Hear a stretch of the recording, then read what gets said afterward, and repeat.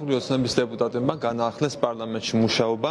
Საგაზაფხულო სესია დაიწყო 4 თებერვლიდან და პირველი ვესხდომა, რომელიც სულ რაღაც 9 საათს გაგრძელდა, ერთადერთი საკითხს დაეთმო და ეს საკითხი იყო ხმოსნების მიერ არჩეული პრეზიდენტის თანამდებობაზე მიხეილ ყაველაშვილის მოსმენა. მიხეილ ყაველაშვილი ანგარიშით წარსდგა, ასე ვთქვათ, ქართული ოცნების დეპუტატების წინაშე და მან ისაუბრა მისი აზრით საქართველოს წინაშე არსებული გამოწვევების შესახებ და იმის შესახებ თუ რამდენად კარგად უმკლავდება მმართველი გუნდი ქართული ოცნების ხელისუფლება ამ გამოწვევებს როგორც ქვეყნის შიგნით ისე ქვეყნის გარედან მომდინარეს. ჩვენ შეგვიძლია პრეზიდენტის თანამდებობაზე მყოფი მიხეილ ყაველაშვილის განცხადება მოვისმინოთ.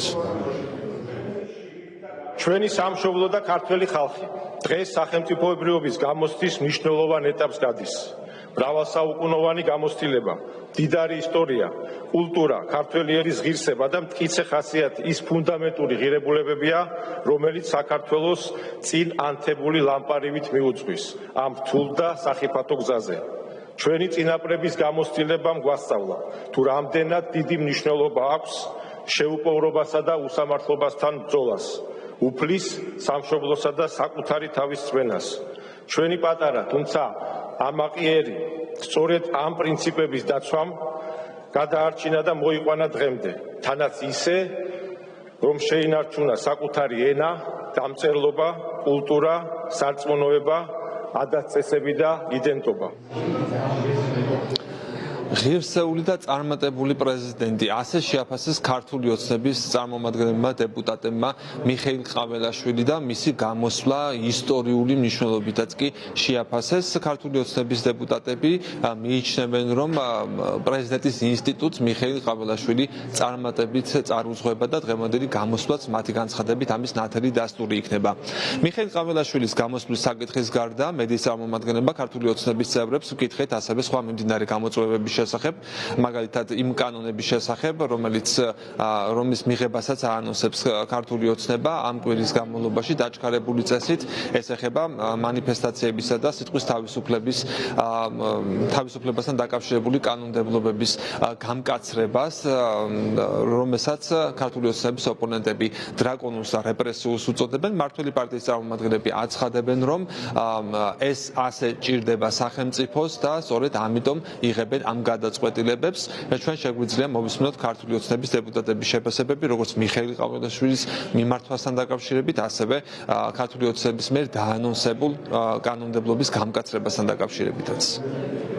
დღეს საქართველოს პარლამენტში ჩვენ ველოდებით ქვეყნის პრეზიდენტს ბატონ მიხეილ ყაველაშვილს, რომელიც ყოველწლიური მოხსენებით წარსდგება საზოგადოების წინაშე. ეს არის მნიშვნელოვანი დღე ჩვენი ქვეყნისთვის, როგორც მოგეხსენებათ, ჩვენი ქვეყნის როგორც საპარლამენტო რესპუბლიკის ფორმირება დასრულდა და პირველად ქვეყანა მოისმენს საპარლამენტო წესით არჩეული პრეზიდენტის ყოველწლიურ მოხსენებას.